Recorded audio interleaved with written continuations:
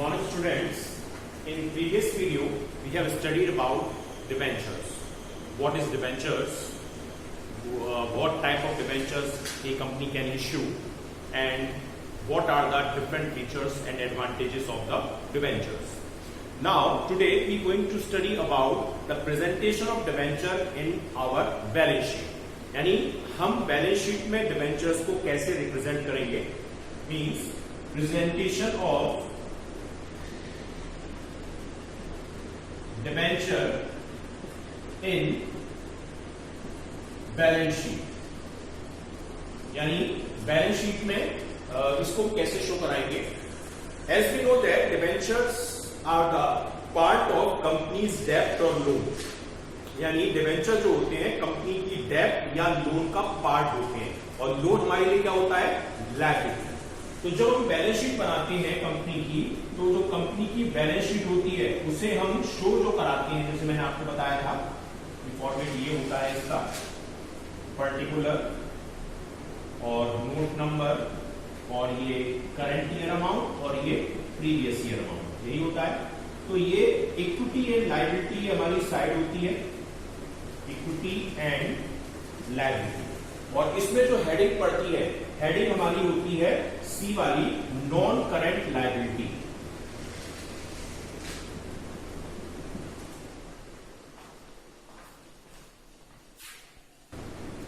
तो non current liability एक heading होती है. उस नॉन करंट लायबिलिटी के अंदर हम जो भी डिबेंचर्स हैं उनका अमाउंट शो कराते हैं.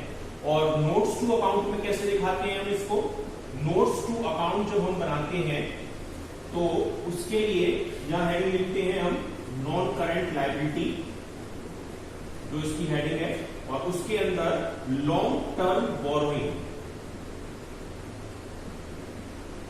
यानी सब हेडिंग जो होती है इसकी वो कौन सी होती है, उसकी होती है लॉन्ग टर्म बोरोइंग. और उसमें जितने हमारे डिबेंचर्स हैं और एट द रेट ऑफ जितने रुपए के, वो यहां पर शो कराया जाता है और वही अमाउंट यहां पर हम शो करते हैं.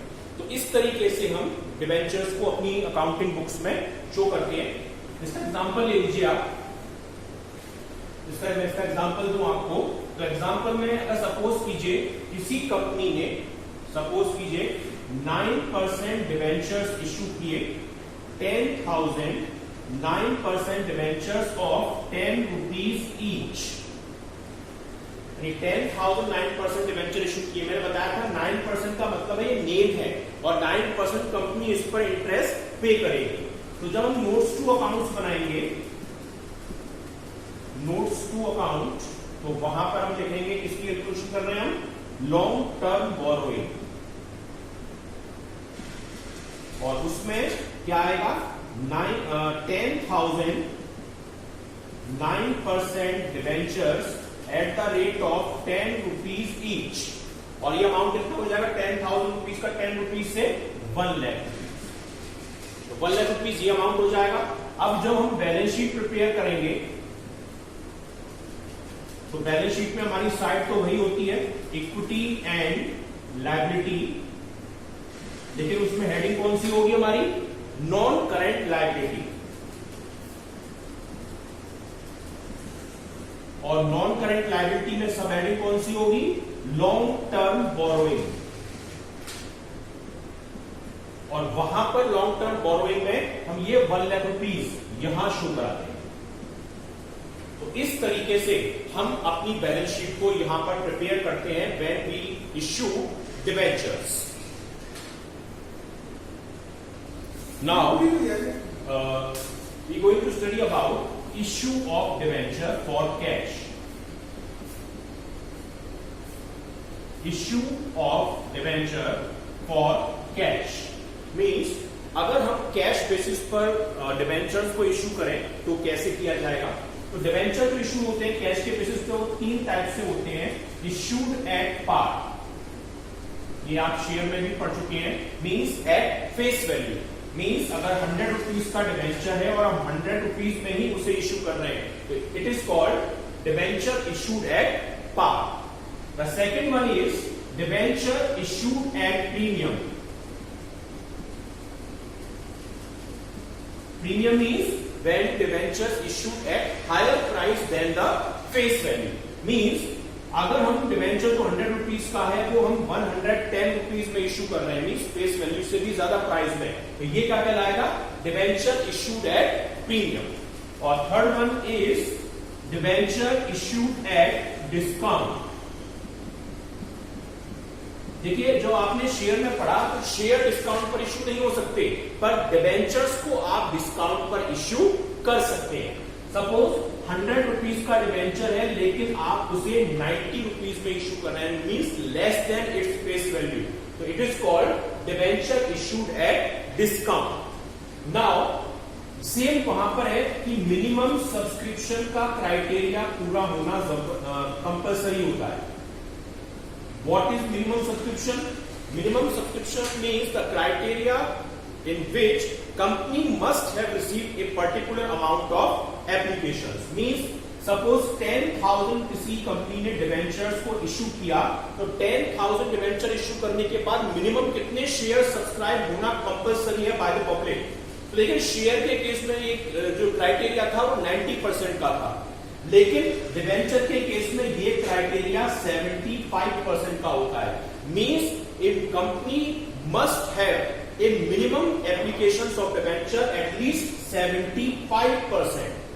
मींस अगर 10,000 आपने डिवेंचर इश्यू किए हैं तो एटलीस्ट 7,500 डिवेंचर्स आपके सब्सक्राइब होना कंपलसरी है, अदरवाइज आप अपने डिवेंचर्स का अलॉटमेंट नहीं कर पाएंगे। नाउ अब आता है कि डिवेंचर्स इश्यू करने के बाद टर्म्स क्या होते हैं, कितने टर्म्स पर हम डिवेंचर्स को इश्यू कर सकते हैं। Terms related to issue of debentures. Terms, what are the terms? Same वही है जो हमारा शेयर में था, full subscription. Full subscription means when the application for debentures received equal to the debenture issue. Means हमने 10,000 डिवेंचर इश्यू किए और हमें 10,000 ही एप्लीकेशन रिसीव हुई, that is called full subscription. सारे डिवेंचर्स हमारे सेल हो गए। Second one is over subscription. What is over subscription? Over subscription means when the application for debentures receive more than issued debentures. Means हमने 10,000 debenture issue किए थे और हमें 12,000 debentures के लिए एप्लीकेशन रिसीव हुई, तो that it is called over subscription. And third one is under subscription. What is under subscription? Under subscription means जब हमें एप्लीकेशन रिसीव होती है लेस देन इश्यूड डिवेंचर्स, जितने डिवेंचर हमने इश्यू किए उससे कम हमें एप्लीकेशन रिसीव होंगी, तो उसे हम अंडर सब्सक्रिप्शन कहेंगे। फॉर एग्जांपल हमने 10,000 डिवेंचर्स इश्यू किए थे और हमें एप्लीकेशन रिसीव हुई 9,000 डिवेंचर्स के लिए, then this situation is called under subscription. इसके बेसिस पर हम अपनी एंट्रीज को पास करते हैं। फर्स्ट अब आता है journal entry. What are the journal entries of issue of debentures? तो जर्नल एंट्री क्या होती है, देखिए। फर्स्ट है, अभी मैं आपको बता रहा हूं फुल सब्सक्रिप्शन की, when company receive same amount of application compare to the issued debentures. First entry किस चीज की होती है? रिसीविंग ऑफ एप्लीकेशन मनी, जो आप शेयर में भी पढ़ चुके हैं, उसकी एंट्री होती है bank account debit to % debenture application account. वहां पर हम शेयर एप्लीकेशन कर रहे थे, यहां पर हम क्या करेंगे? डिवेंचर एप्लीकेशन करेंगे। जितने शेयर्स पर हमको एप्लीकेशन रिसीव हुई है वो अमाउंट यहां पर आ जाएगा। अब नाउ सेकंड एंट्री वहां पे क्या होती थी? Transfer of share capital, share application to share capital.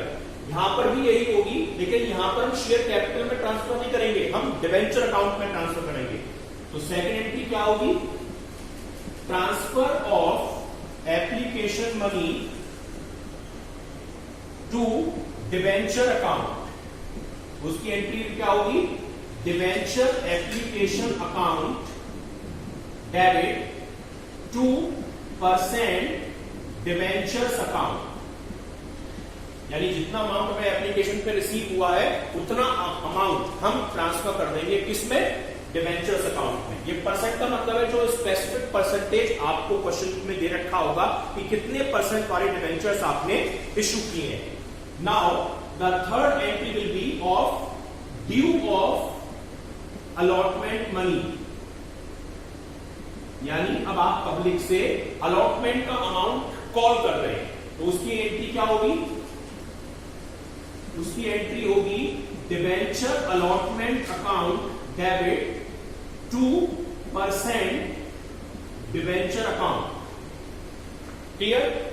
अब आपने डिवेंचर्स को ड्यू कर लिया, अब आप डिवेंचर की अमाउंट को रिसीव करेंगे, तो फोर्थ एंट्री क्या होगी, रिसीविंग ऑफ अलॉटमेंट मनी, आपको अलॉटमेंट मनी रिसीव हो रही है, तो entry will be bank account debit to debenture allotment account. जितना आपने ड्यू किया था, जितना अमाउंट उसमें रिसीव हुआ, वो अमाउंट आप यहां पर शो करा देंगे। Now the fifth entry, due of call money, whether it is first call और फाइनल कॉल और सेकंड कॉल। तो next entry will be due of call money, आप कॉल मनी को ड्यू करेंगे, तो एंट्री क्या होगी, डिवेंचर कॉल अकाउंट डेबिट, जैसे फर्स्ट कॉल है तो debenture first call account debit, second call है तो debenture second call account debit 2% debenture account, जितनी भी डिवेंचर है उसमें हम ड्यू करेंगे। और सिक्स्थ वन है is receiving of call money, जो आपने अमाउंट ड्यू किया था उस अमाउंट को और आप रिसीव कर रहे हैं, यानी पब्लिक से आपको कॉल मनी का अमाउंट रिसीव हो रहा है, तो इसकी एंट्री क्या हो जाएगी, इसकी एंट्री हो जाएगी bank account debit to debenture, और जो भी कॉल है कॉल अकाउंट, फर्स्ट कॉल है तो वेदर इट इज तो डिवेंचर फर्स्ट कॉल अकाउंट, और अगर ये सेकंड कॉल है तो एंट्री हो जाएगी डिवेंचर सेकंड कॉल अकाउंट। तो ये है जब हम डिवेंचर के अमाउंट को इंस्टॉलमेंट में कॉल करते हैं। अब आता है कि अगर लमसम हम अमाउंट कॉल करें, लमसम मीन्स सारी वैल्यू हम एप्लीकेशन पर ही कॉल करें, तो जर्नल एंट्री क्या होगी, means lump sum method of issue of debenture, debenture issued in lump sum means सारा अमाउंट हम एक साथ ही कॉल कर रहे हैं, तो फर्स्ट एंट्री क्या होगी, रिसीविंग ऑफ एप्लीकेशन मनी, आपको एप्लीकेशन मनी रिसीव हो रही है, तो एंट्री आप क्या करोगे, bank account debit to debenture application and allotment account, यहां पर आप अलॉटमेंट लिखाएंगे। और सेकंड एंट्री क्या होती है, second entry transfer of application money to debenture account, और उसकी एंट्री क्या हो जाएगी, debenture application and allotment account debit 2% debentures account, ये आपकी एंट्री हो जाएगी अगर आप लमसम मेथड से सारे अमाउंट को रिसीव करते हैं डिवेंचर के उस केस में। Now let's take an illustration, that is illustration number 1 of your book, that Aspik Company Limited issued 20,000 9% debentures of 100 rupees each at par. Means Aspik Limited Company ने 20,000 debentures issue किए, 9% debenture means in debentures पे 9% की interest company पे करेगी। 100 rupees का debenture है और सारा अमाउंट पेबल है एप्लीकेशन पर ही, means lump sum. Application receive for 20,000 debenture, pass the journal entries. तो देखिए फर्स्ट एंट्री क्या होगी, receiving of application money, 20,000 debenture है और 100 रुपीज का एक डिवेंचर है, मीन्स अमाउंट कितना हो जाएगा, 20 लाख रुपीज। तो आप एंट्री क्या पास करेंगे, यहां पर आप एंट्री पास करेंगे bank account debit to debenture application and allotment account, और अमाउंट डालेंगे आप यहां पर 20 लाख। अब आप क्या करेंगे, इस अमाउंट को आप ट्रांसफर करेंगे डिबेंचर अकाउंट में, तो उसकी एंट्री क्या होगी, उसकी एंट्री हो जाएगी debenture application and allotment account debit to 9% debenture, because हमारे डिबेंचर कौन से हैं, 9% डिबेंचर है, तो टू 9% डिबेंचर्स अकाउंट, और ये 20 लाख रुपीज आपके ट्रांसफर हो जाएंगे, अगर हम करेंगे तो ये ट्रांसफर होंगे डिबेंचर्स अकाउंट में. So this is the example और illustration of when debentures issued at par and amount called in lump sum in one time only. Now let's take another illustration, that is illustration number 2 of your book.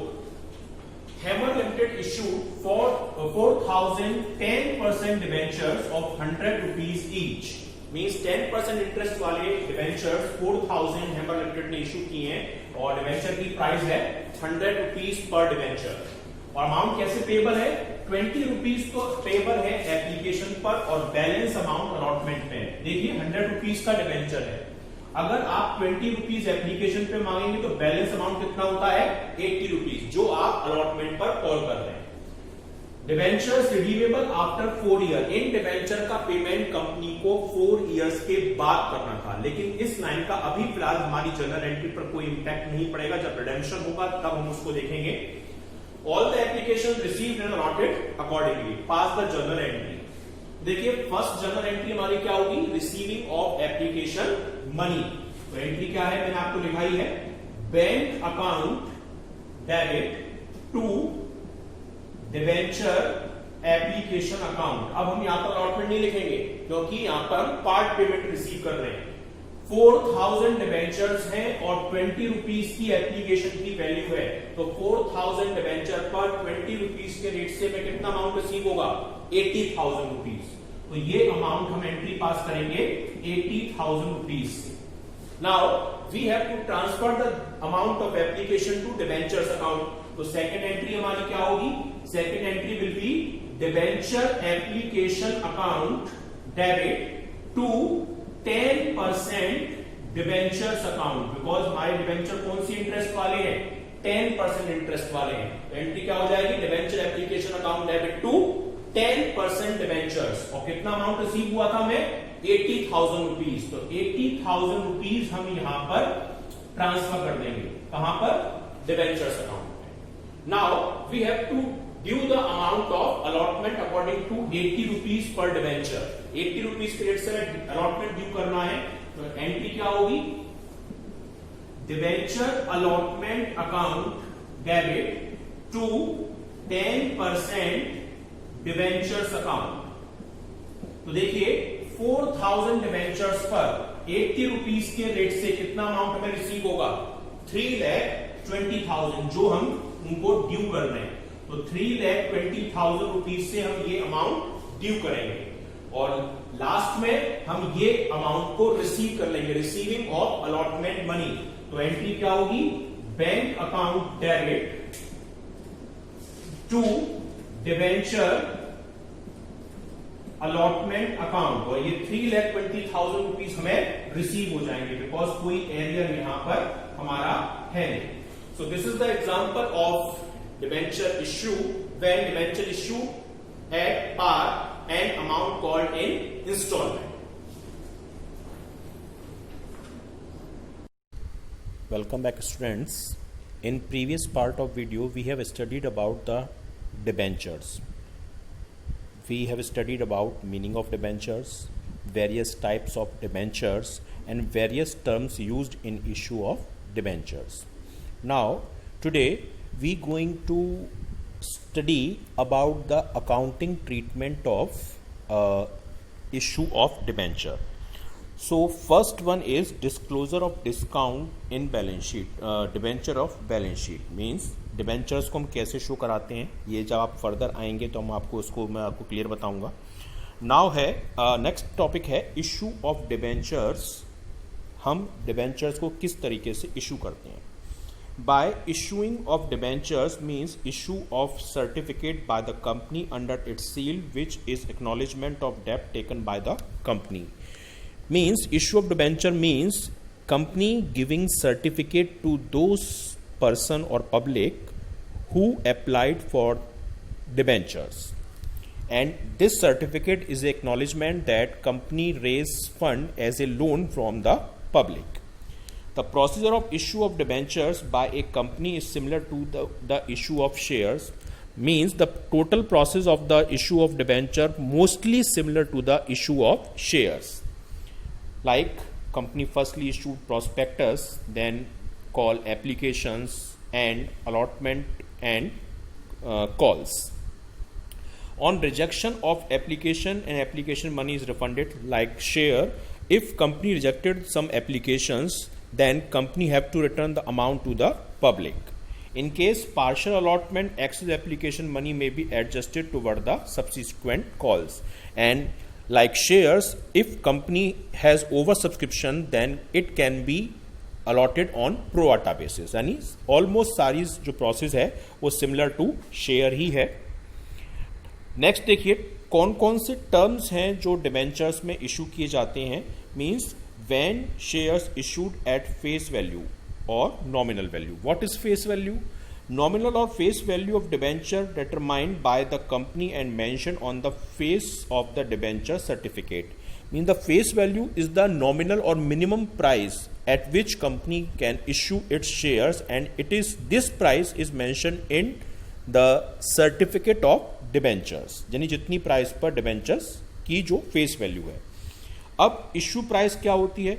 Issue price is that price at which company issue its debentures. यानी जिस price पे debentures issue किए जाते हैं वो इसकी issue price होती है. डिबेंचर इन 3 तरीकों से इशू हो सकता है. First, when debenture issued at पार.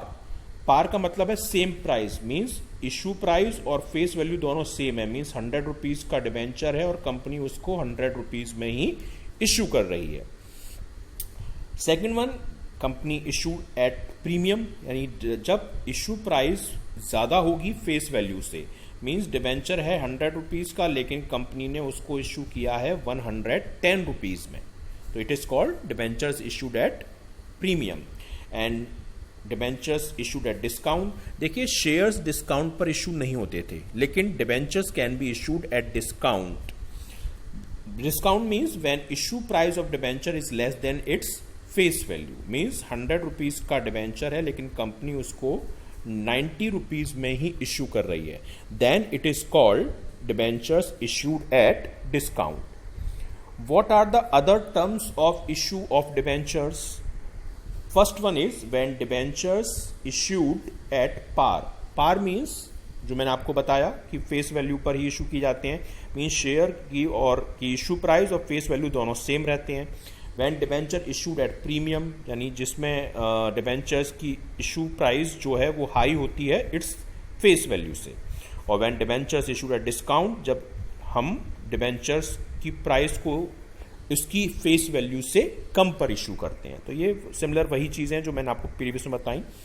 अब है subscription of the public of issue of debenture. यानी सब्सक्रिप्शन कैसे होता है आप शेयर वाले चैप्टर में पढ़ चुके हैं कि सब्सक्रिप्शन 3 टाइप के होते हैं. Full subscription, over subscription and under subscription. So first one is full subscription. When number of debentures applied is equal to debenture issued. Mean जितने हमने डिबेंचर्स इशू किए उतने ही डिबेंचर हमारे सेल हो गए. सपोज हमने 1000 डिबेंचर इशू किए थे और हमारे पूरे 1000 ही डिबेंचर सेल हुए, तो it is called full subscription. Second one is under subscription. Under subscription क्या होता है? जब when number of debentures applied less than the debenture issued. Means हमने डिबेंचर इशू किए थे 1000 लेकिन पब्लिक ने परचेज किए केवल 900. देखिए यहाँ पे शेयर में हमने एक वर्ड यूज किया था मिनिमम सब्सक्रिप्शन. यानी एटलीस्ट इतने शेयर तो सब्सक्राइब होना कंपलसरी था. वहां पर था 90% का क्राइटेरिया कि 90% शेयर सब्सक्राइब होना कंपलसरी है. पर डिबेंचर के केस में जो मिनिमम सब्सक्रिप्शन होता है वो 75% होता है. मींस मिनिमम 75% डिबेंचर्स का बिकना कंपलसरी है. मतलब अगर आप 1000 डिबेंचर इशू कर रहे हैं तो 750 डिबेंचर्स सब्सक्राइब होने जरूरी हैं. Next case is oversubscription. What is oversubscription? When number of debentures applied is higher than the debenture issued. यानी जब हमारे पास डिबेंचर जितने हमने इशू किए उससे ज़्यादा एप्लीकेशन आ जाती हैं. जैसे हमने 1000 डिबेंचर इशू किए पर परचेज करने के लिए एप्लीकेशन आ गई 1200 डिबेंचर्स के लिए, तो ये कंडीशन क्या कहलाएगी? ओवर सब्सक्रिप्शन कहलाएगी. सिमिलर है, बिल्कुल वही प्रोसेस है जो आपने शेयर में यूज की थी. अब है when debentures issued at cash at par value, यानी जब पार पे हम इशू करते हैं जर्नल एंट्रीज क्या होती हैं. फर्स्ट केस है जब अमाउंट लमसम कॉल किया जाता है. Lump sum means one time, application पे ही सारा अमाउंट आपको कॉल करना होता है. तब उस केस में क्या एंट्री पास करेंगे आप? एंट्री होती है first receiving of application money, ये आप पढ़ चुके हैं शेयर वाले में ही.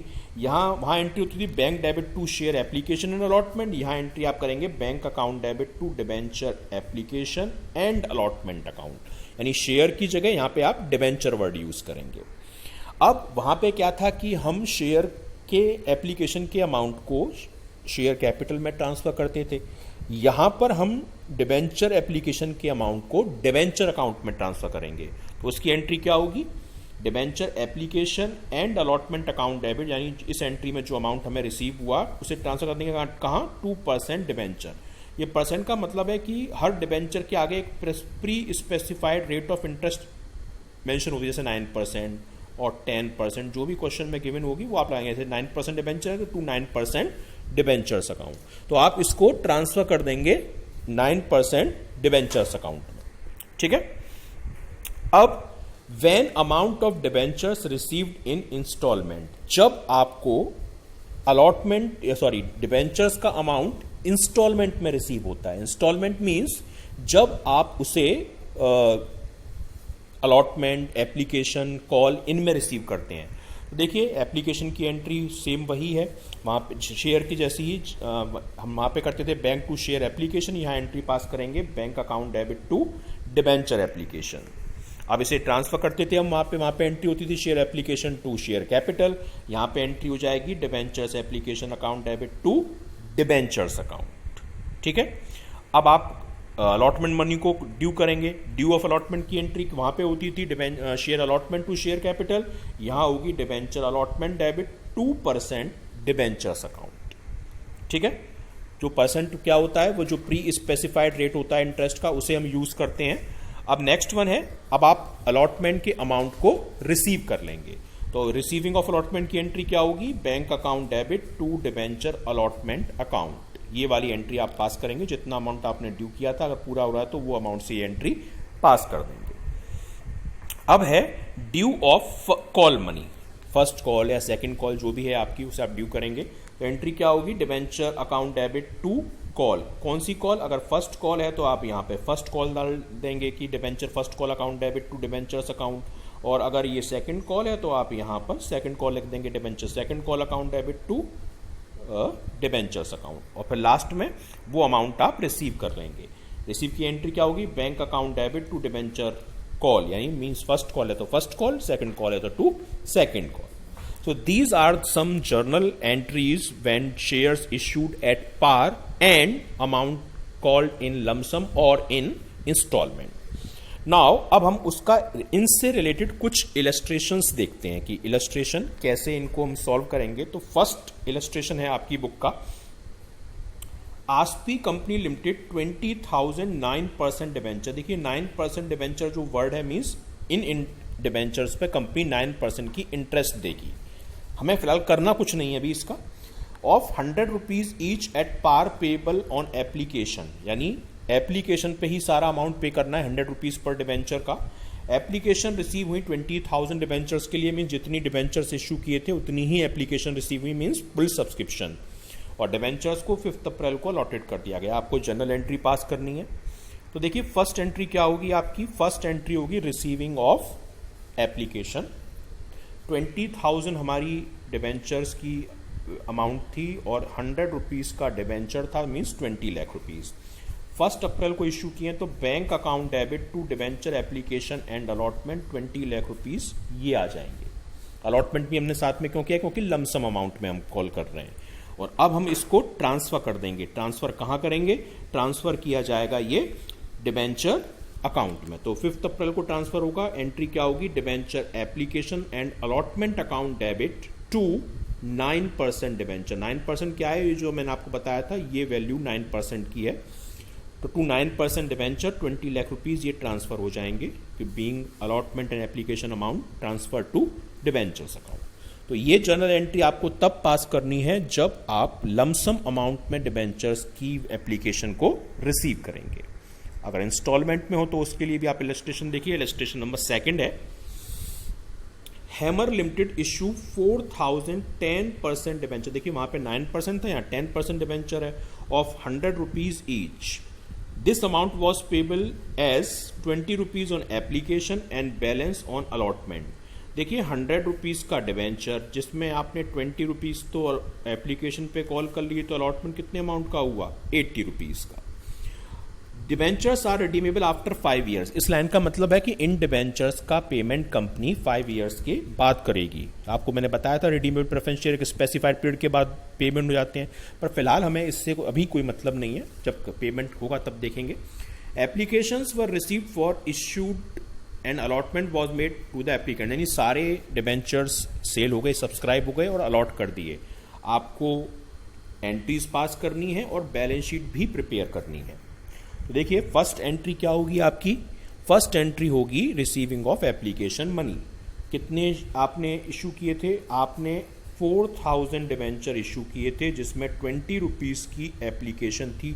तो यानी कितना अमाउंट इशू करोगे आप? 80,000। तो एंट्री क्या होगी? Bank account debit to debenture application. यहां हमने अलॉटमेंट वर्ड यूज नहीं किया। क्यों? क्योंकि इंस्टॉलमेंट में है कितने से? 80,000 रुपीज से ये अमाउंट रिसीव होगा। अब इसको हम ट्रांसफर करेंगे। ट्रांसफर कहां करेंगे? ट्रांसफर हम इसको करेंगे शेयर डिबेंचर्स अकाउंट में। तो एंट्री क्या होगी? Debenture application account debit to 10% debenture, क्योंकि हमारे 10% डिबेंचर्स हैं और 80,000 रुपीज ये हमारे ट्रांसफर हो जाएंगे। ट्रांसफर कहां? 10% डिबेंचर्स अकाउंट में। नाउ ड्यू किया जाएगा allotment. We have to pass the journal entry of due of allotment. Journal entry क्या होगी? Debenture allotment account debit to 10% debenture, 4000 debenture हैं और 80 रुपीज का अलॉटमेंट है। तो यानी 3,20,000 रुपीज से ये एंट्री हम पास करेंगे। Debenture allotment to 10% debenture. Now we have to pass the journal entry of receiving of allotment money. तो एंट्री क्या होगी? Bank account debit to debenture allotment account. जो 320 हमने कॉल किए थे, ये 3,20,000 हम रिसीव कर लेंगे। So these are the some illustrations when debentures issued at par and amount called in lump sum and or in installment. अब स्टूडेंट्स इसकी बैलेंस शीट भी आप देख लीजिए। बैलेंस शीट कैसे प्रिपेयर की जाएगी? बैलेंस शीट के लिए मैंने आपको बताया था कि कंपनी की balance sheet without notes to accounts के प्रिपेयर नहीं हो सकती। You can not prepare the balance sheet without notes to account. तो देखिए जो डिबेंचर्स होते हैं, डिबेंचर्स की हेडिंग शेयर कैपिटल नहीं होती, वो शेयर के लिए होती है। डिबेंचर के लिए हेडिंग यूज की जाती है लॉन्ग टर्म बोरोइंग, जो आती है नॉन करंट लायबिलिटी सब हेडिंग में, मेन हेडिंग में। कितने डिबेंचर हमने इशू किए थे क्वेश्चन में? 4000 डिबेंचर, 10% डिबेंचर 100 रुपीज के रेट से कितने के? 4 लाख रुपीज के। अब डिबेंचर इशू किए तो बदले में कंपनी को क्या मिलेगा? पब्लिक से कैश। तो ये आएगा कैश एंड कैश इक्विवेलेंट में कितना अमाउंट? जितने डिबेंचर इशू किए थे उतना ही अमाउंट रिसीव हो जाएगा। अब बैलेंस शीट में कैसे शो कराएंगे? साइड हमारी कौन सी है? Equity and liability. Equity and liability में हम शेयर होल्डर फंड नहीं लिखेंगे क्योंकि वो शेयर के लिए है। हम यहां पे हेडिंग डालेंगे नॉन करेंट लायबिलिटी, क्योंकि डिबेंचर्स आते हैं नॉन करेंट लायबिलिटी में। और उसकी सब हेडिंग कौन सी होगी? Long term borrowing. और इसमें हम ये 4 लाख रुपीज जो हमने ये निकाले थे ये शो कर देंगे। अब जो कैश हमारे पास आया उसके लिए हम दूसरी साइड जाएंगे, असेट्स साइड। असेट्स की सब मेन हेडिंग होगी करंट असेट्स, और करंट असेट्स में कैश एंड कैश इक्विवेलेंट ये सब हेडिंग होती है, उसमें भी ये 4 लाख रुपीज शो करा दिए जाएंगे। तो ये हमारा प्रेजेंटेशन है बैलेंस शीट का।